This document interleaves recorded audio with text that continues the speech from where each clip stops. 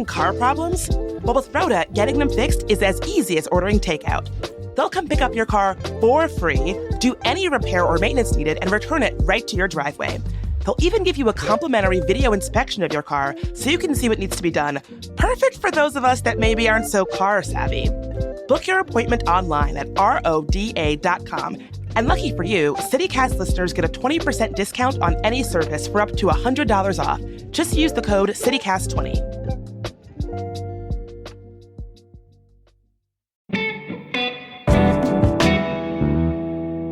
I'm David Plotz, the CEO of CityCast, and today, back by popular demand, is another special edition of CityCast where we zoom out for a minute and discuss what the entire country is talking about.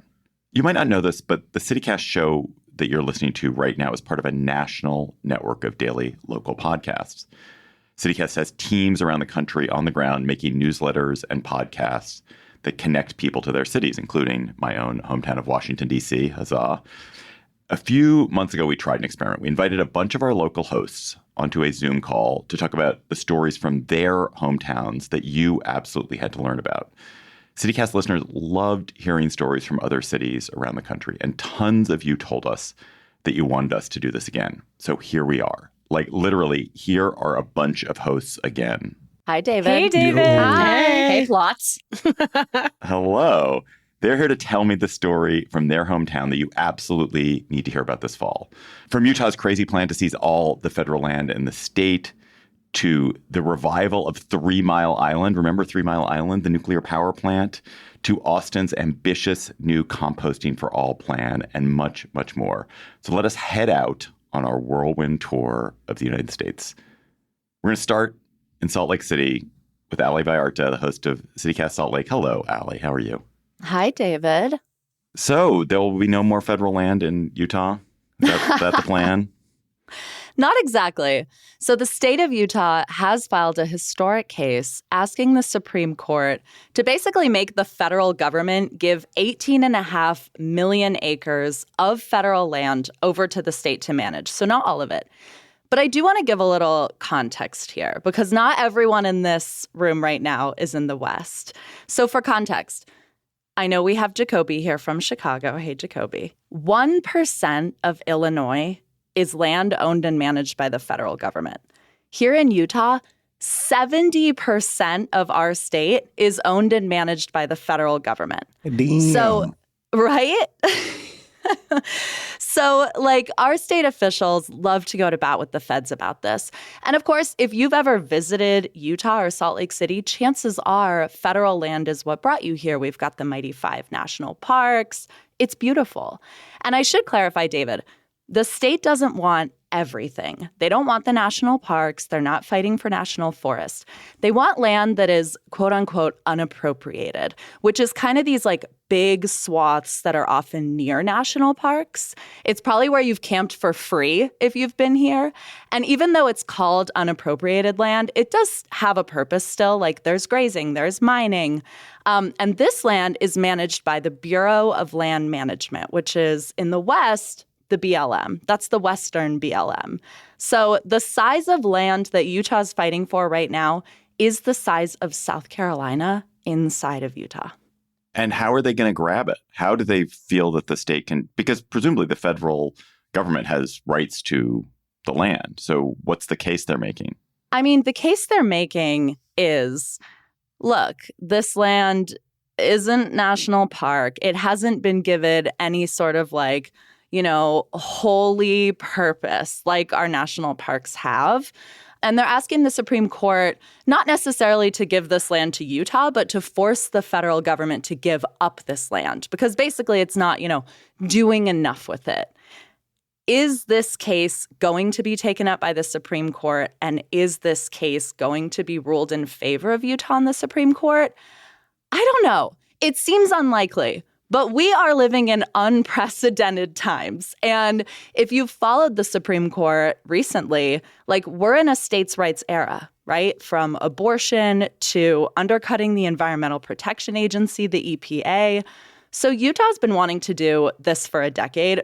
Full disclosure, they even have a line item in our general fund that is for government overreach. Like, they have been putting aside money for this lawsuit, and they feel like, let's ride, boys. It's now or never. This is the kind of court that's going to give us this land and set the national precedent that, full disclosure, Project 2025 is interested in. Are Utahns in favor of this? I mean, I assume there must be some popular support for this move, or they wouldn't be doing it. Well, I think the state has kind of been saying the quiet part out loud for the past few years. And by that, I mean they've been passing or attempting to pass law after law that would either privatize or develop public land. So Utahns are suspicious, and I think rightfully so, right? Like, the cost alone for the state, like if we think about the precedent here nationally, okay, there are 210 million acres of BLM land in the U.S. If this suit is ruled in Utah's favor, it could open up arguments from other states to take land. It could open up an argument to give up the national parks. Like, the precedent could be wild in this country. But the thing about it is, like, there is no guarantee that the federal government would give this land to Utah. They could give it to anyone. The court would just be ruling that they have to give it up, that they're not doing enough with it.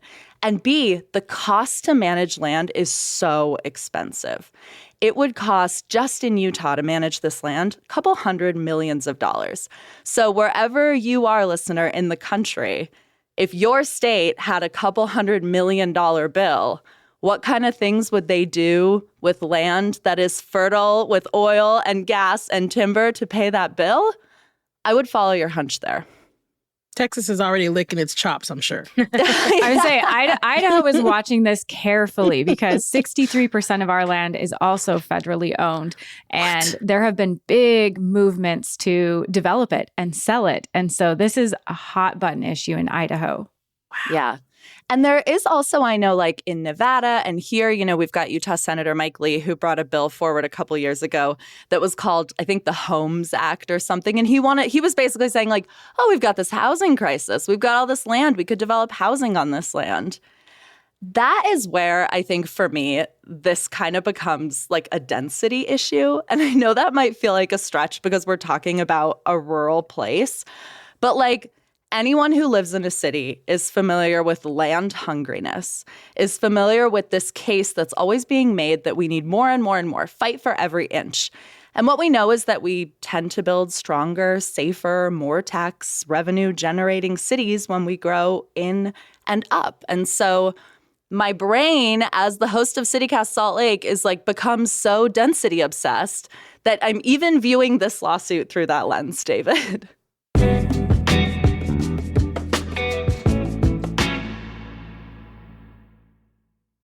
This is an ad for BetterHelp.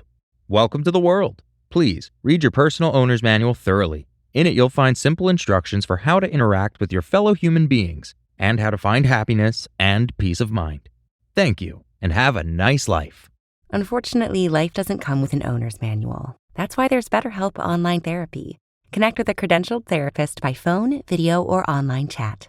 Visit BetterHelp.com to learn more. That's BetterHelp.com. I want to stay in the West, actually. You just heard Lindsay Van Allen, the host of CityCast Boise, a second ago, also talking about matters of national import, but in this case around supermarkets. So from what I understand, Lindsay, Boise is the home of one of the great national supermarkets, and it's in the midst of a huge controversy. Yeah, the Albertsons-Kroger merger hits really personally to people in Boise. Albertsons was actually founded in Boise in 1939 by Joe Albertson, and it employs over 6,000 people in the state and is one of the biggest employers in Boise. And it's not an exaggeration to say almost everyone in Boise knows someone who either works for Albertsons, works for corporate, their family, is really entrenched in Albertsons. And so this feels really personal, this idea of a merger. You'll hear people in Boise say, Joe wouldn't have wanted this for the community, or, Joe would never have done this. It feels very personal, this idea that Albertsons and Kroger are merging and that this area could lose 10 to 13 of our grocery stores? What would that mean for people being unemployed? What would that mean for our grocery prices? Boise is definitely an area where wages have not kept up with inflation and grocery prices. And so people here are feeling the hurt when it comes to prices. And so the idea that our hometown grocery store is going to merge and raise prices significantly feels really, really personal to people here. But I know it's something that everyone nationwide has been watching. I know about the merger a little bit, but would Kroger absorb Albertsons? Was Albertsons absorb Kroger? Would everything be now a Kroger? Yeah. Kroger was going to buy out Albertsons in this first iteration of the merger. It was going to be a $25 billion deal. And so Albertsons would become Kroger, and the local Albertsons was going to offload about 10 to 13 stores locally. And is it going to happen? That is the question of the hour. The FTC has sued to stop that. That happened in the U.S. District Court in Portland, Oregon. The trial has wrapped up, but there has been no decision. Colorado has also sued to stop this merger, and that trial started September 30th. And then Washington State is waiting for their chance to sue to stop this merger. But something that's really interesting is Kroger has sued the FTC, citing the Chevron deference decision by the Supreme Court, saying that the FTC should not be able to use their in-house judges to stop this merger, that would be unconstitutional. So it really is up in the air. There is no clear answer at this point what would happen. But several groups have cited that this would raise grocery prices across the country. This would lead to potentially food deserts, places where there aren't grocery stores available. So the impact could be widespread across the whole country. If anybody tried to come for HEB in Central Texas, let me tell you something. HEB is like our crowning glory. Like it's like we are very invested in Herbert Edward Butts and the entire HEB community, but they come in like they're our superheroes. They come in during disasters. They feed people. Like we are very attached to our grocery store too, HEB. Mm-hmm. Nikki, y'all love groceries the way that Pittsburgh loves to make fun of our grocery situation. We have one choice. It's headquartered here. That's all we got. Which is what? The giant eagle.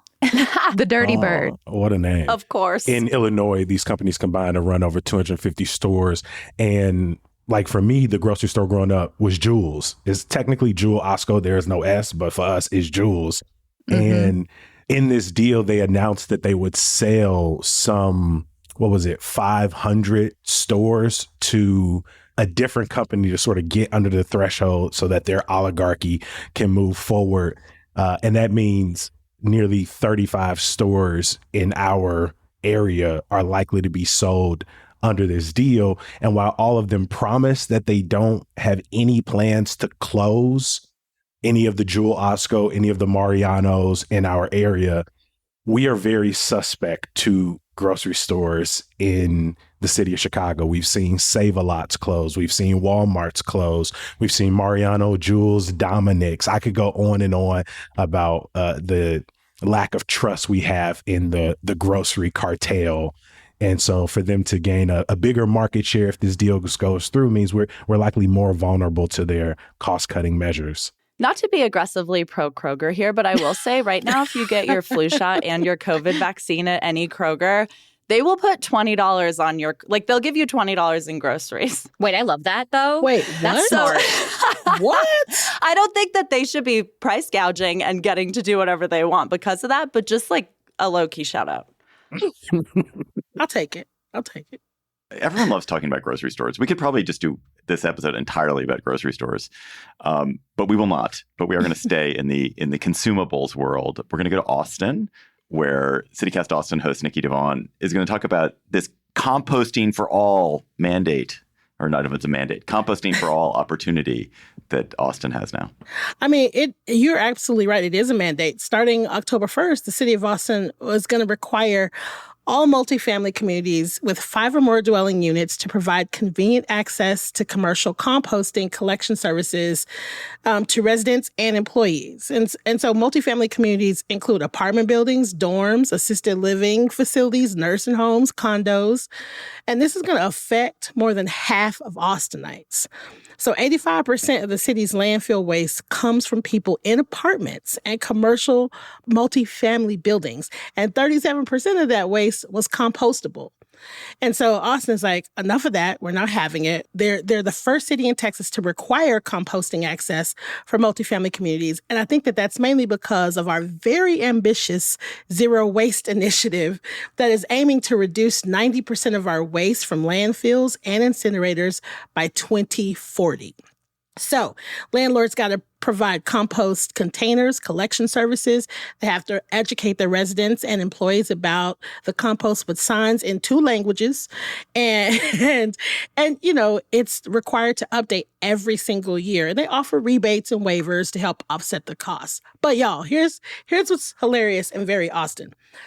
A local news outlet did a story where they called around and asked a bunch of landlords and property managers, like, hey, you guys, how are you preparing? And like 2 said, oh, yeah, we're doing some stuff to get ready. And then the majority of the people they called were like, what? What's happening?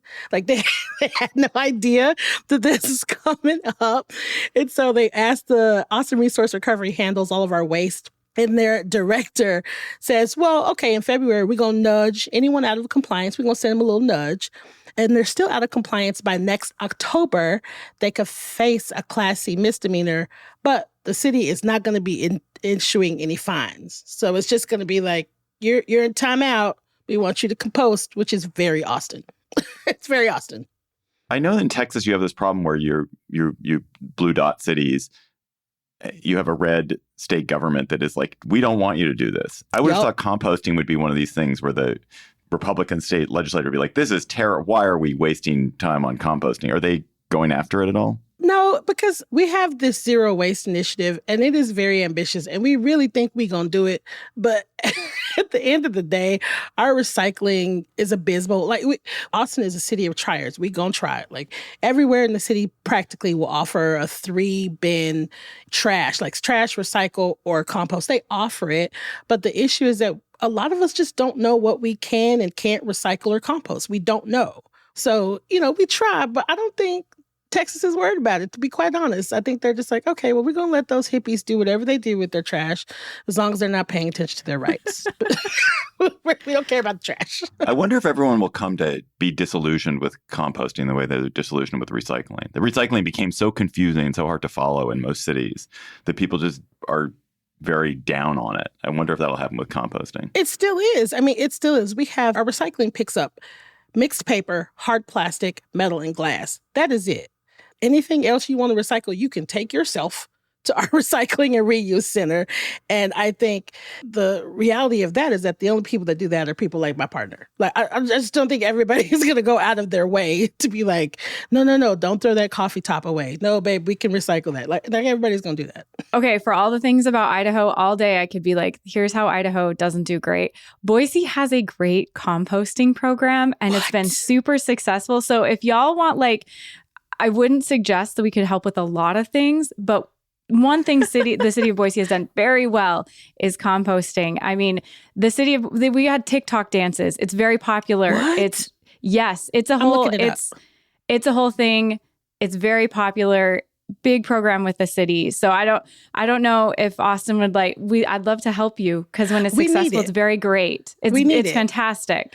You want to hear something? I live in a smart housing apartment complex that is sponsored by the city. No composting. Our recycling is a nightmare. My partner takes my composting, puts it in her freezer, keeps it in her freezer, and then her friend that has a house allows her to then put her compost in her house bin.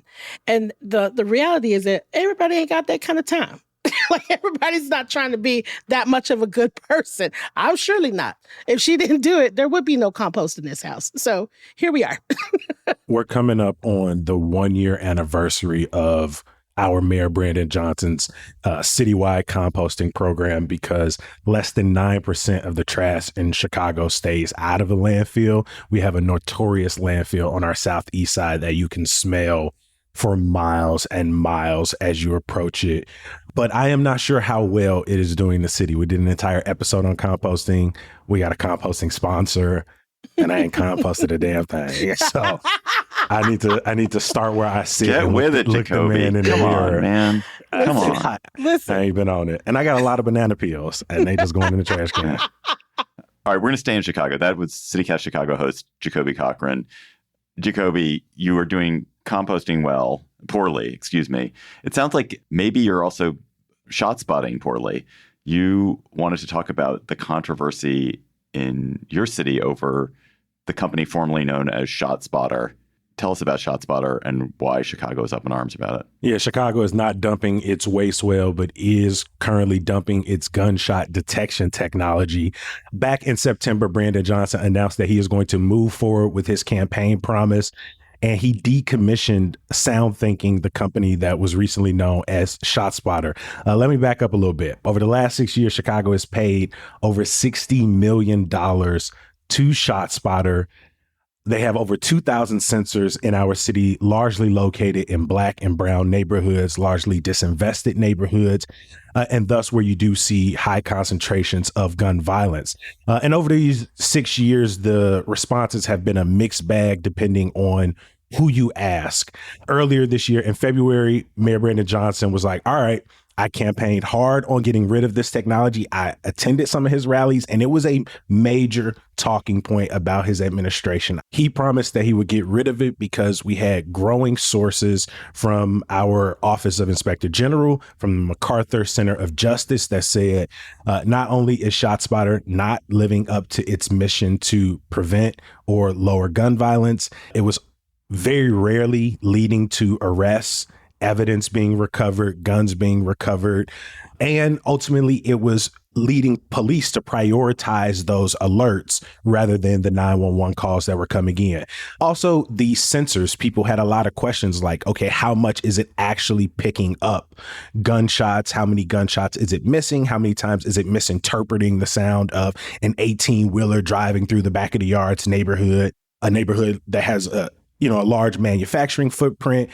And again, those numbers were constantly showing that its efficacy and the data that the company was putting out couldn't necessarily be trusted. And it wasn't just in the city of Chicago. In fact, the New York City Comptroller's Office released a very similar study earlier this year that challenges its use.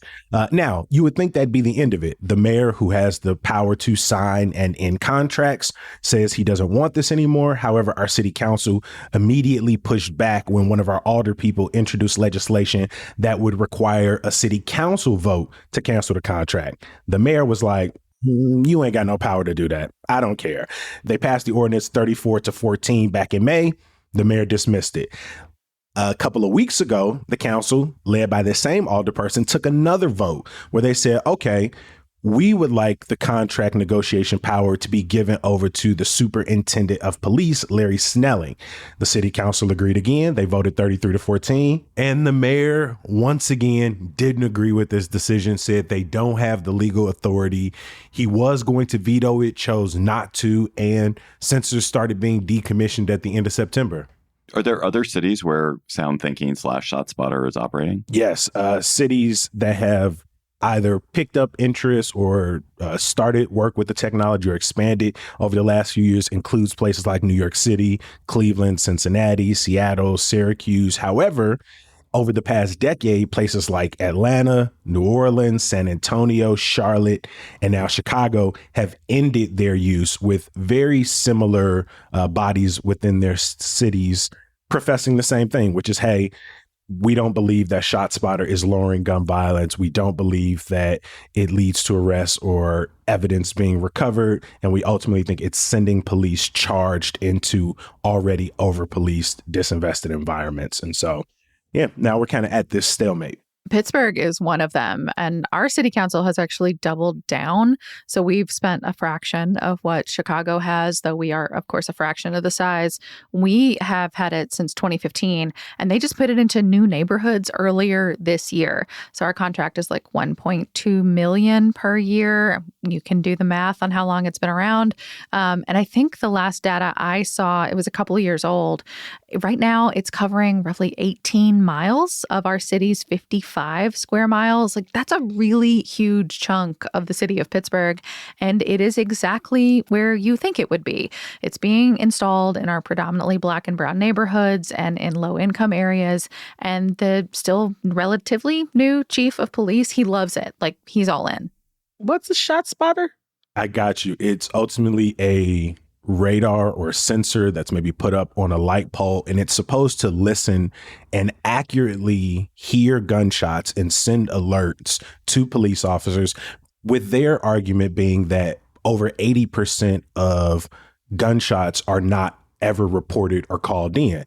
And to that, I will be honest. I mean, I grew up and gunshots, the sound of motorcycles, a car backing up, these were just like sounds of the city that necessarily Or you play didn't that happen. game of like, is it fireworks or is it gunshots? And it's like, it's fine. And I'm not saying that happened all day, every day, but it's just something you accepted. And, you know, as a public safety strategy, you would like to know, all right, are those gunshots leading to people being hurt? Is this leading to people being killed? Right? Are these mass casualty events? So this is important. And the idea of the technology, which is why so many city council members fight for it so hard, is because it sounds like it's a great crime fighting tool. It sounds exactly what a city that is dealing with a disproportionate amount of gun violence would want.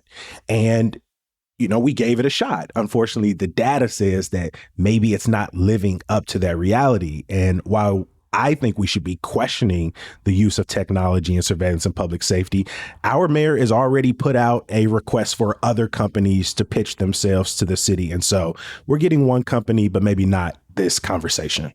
We have too much celebratory gunfire for that to work. In Texas, it'd just be one long shot spotter. This feels very meanwhile in Utah. But we're about to get ammunition vending machines, which is like, what? And now for zero effort. I'm sure we're right behind you, Utah. We're coming up. I think you've actually already got them. We might already have them. Yeah, we might already Yeah. have them in Texas for sure.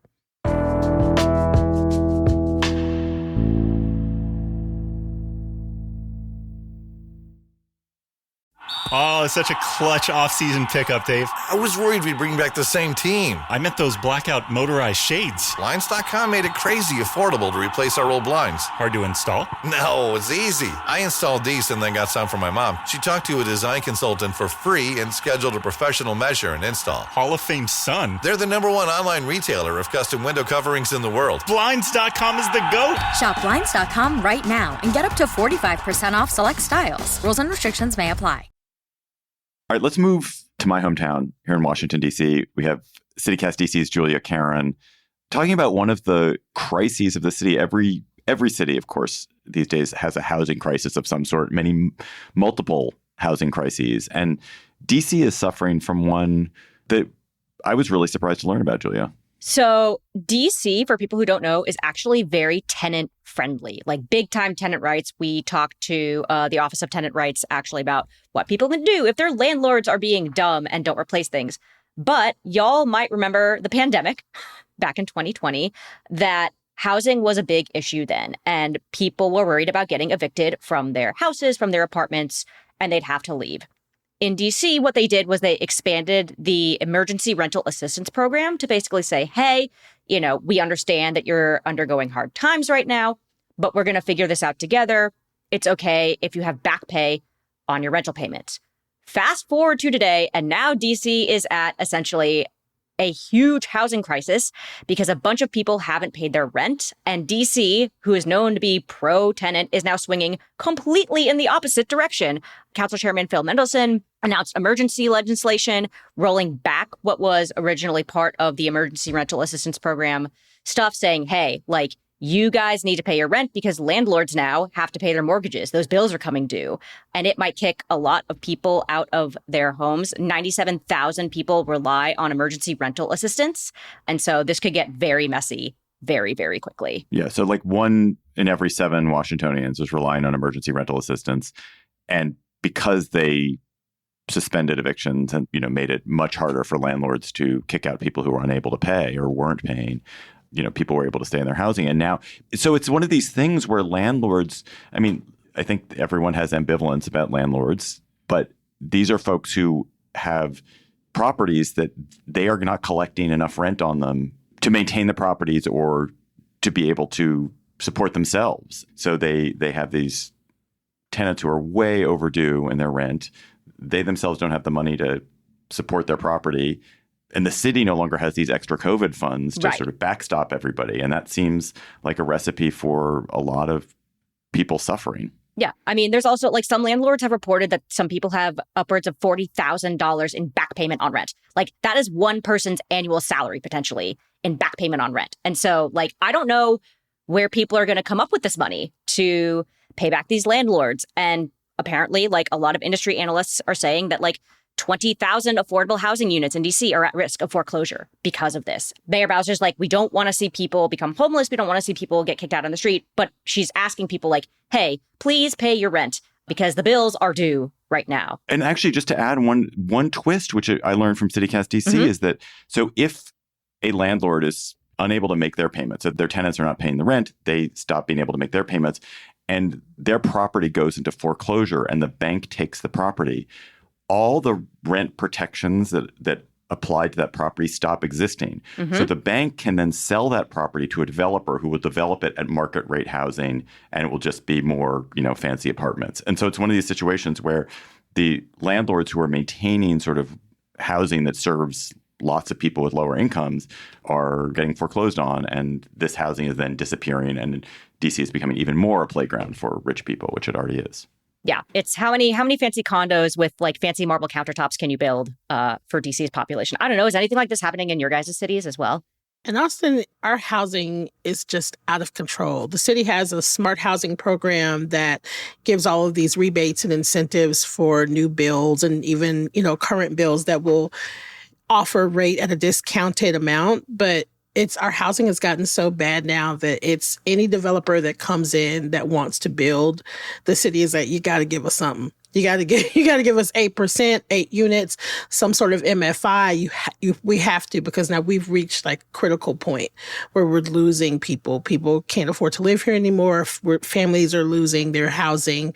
And so the city is just now finally playing hardball with new developers. But we haven't really seen anybody being evicted and like developers taking over or being, that sounds rough. That's hard. Yeah. That's harsh. It's definitely not ideal. It's not good.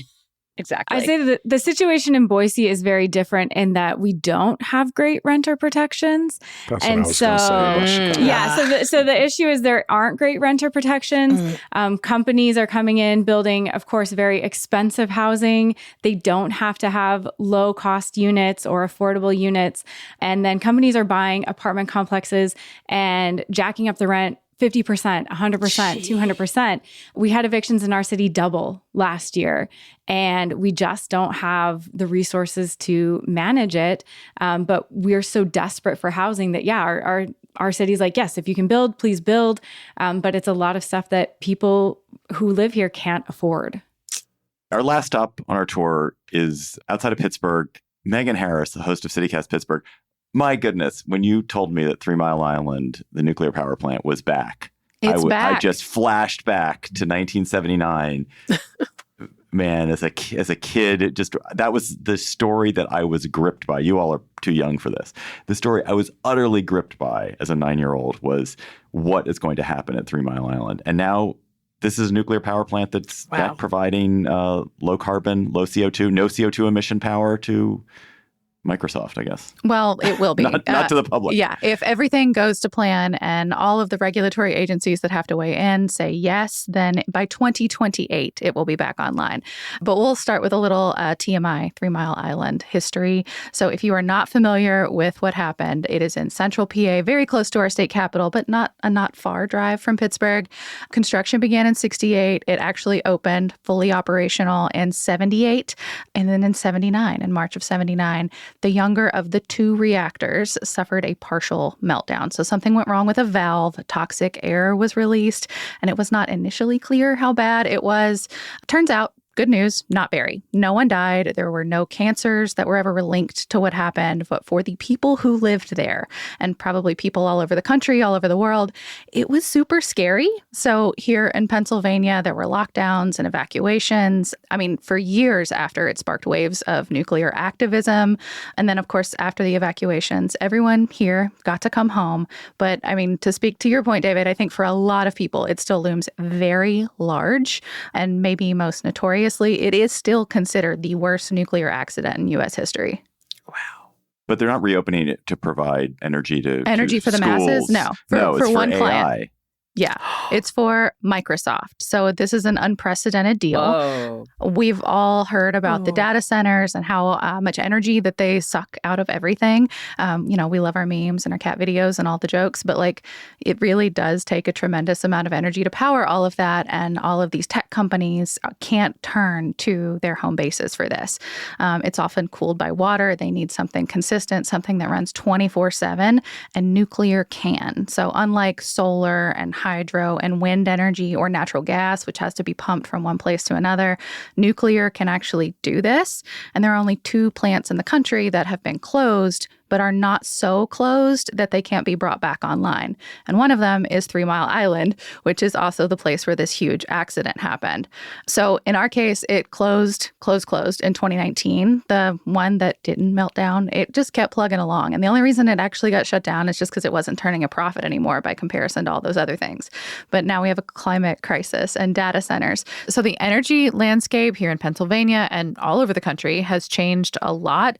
And I think that's the salient point for all of us in every city on this is that, particularly for places not associated with big tech, if there's a data center in your power grid and your region has an untapped energy source, for example, it is an AI arms race, baby. And something unconventional like this could be coming for your area next. I mean, if you want an example of what could happen, like Northern Virginia, a suburb of DC, fun fact, enables about 70% of the world's online activity because of the data centers that are located out there. Oh, and yeah. A bunch There's of those residents. 2 in Richmond, Virginia. Plus, there's a third out in Chicago. And I suspect that that's going to be 3 Mile Island servicing them. So our power grid, to zoom out a little bit, that Pennsylvania is plugged into, it's PJM that services Pennsylvania, Ohio, Maryland, Jersey, parts of Kentucky, and West Virginia. That's what 3 Mile Island is going to be pumping its power into. And that is what the Microsoft data centers there in Richmond and Chicago are all plugged into too. So 3 Mile Island creates energy, it goes into the grid, and then these data centers are what's pumping it out. The idea is that it's going to be 1-to-1. So whatever Microsoft draws out is what 3 Mile Island is going to be pumping in. So what you do there in DC is going to be powered by Central Pennsylvania. Yeah. And basically now a bunch of Nova residents are miffed because they're looking at all of the environmental costs. So things like stormwater runoff, from buildings and parking lots, there's air pollution from the backup generators. And there's also a bunch of pressure that it puts on the local power grid. So Dominion Energy is having to figure out how to handle all of this. Because again, if 70% of the world's web traffic goes through Northern Virginia, the energy has to go somewhere. Yeah, our governor signed a bill that essentially ends the decades-long moratorium that our state has had on new nuclear power construction. And I mean, after all regulations, there is a likely that come the 2030s that we'll see some type of nuclear plant emerge in our state. And so I just wonder, of the, close to 100 that are up and operated, are any primarily used for a private company? Not a single one. This will be the first time Wow. that it's one single client buying 100% of the energy, and their contract, if it goes through, is going to serve them for 20 years. That's But Jacoby, terrifying. as you're looking at some of those plans, like it takes a long time to build a nuclear plant, like 10 plus years. And even the little reactors now that they're creating, that's still a long time to get approved, to get built. And if they want tax incentives, for example, which they're going for federally and at the state level for 3 Mile Island, you have to prove that it's worth it first. So like at the federal level, you have to say it's a new energy source. Is 3 Mile Island new? Can we call it new? And then for the state level, you have to have the jobs first. So it means it has to be up and running, and you have to prove that it is now a job provider before it qualifies for a state incentive. And Austin, there are whispers in, dark rooms about turning our current power plants in the city, how we can transfer those into nuclear, more green, renewable energy plants when they're essentially just like old power plants that are a little too close to neighborhoods. One was shut down in like 1978. It's in a historically Black neighborhood. And now they're like, I don't know, maybe we could use that for renewable green energy. So it's spreading. And all over the country, our energy bills are going to go up because of this. Bloomberg says that by 2030, AI is going to be using 17% of all U.S. electricity. Right now, it's like 5%. So you need new energy sources like this coming online and hopefully smart ways to do it. But we have to figure out something, because if the computing power keeps taking up what it's taken up, it's going to be ratepayers. It's going to be every single one of us in the U.S. paying for this in some way or another.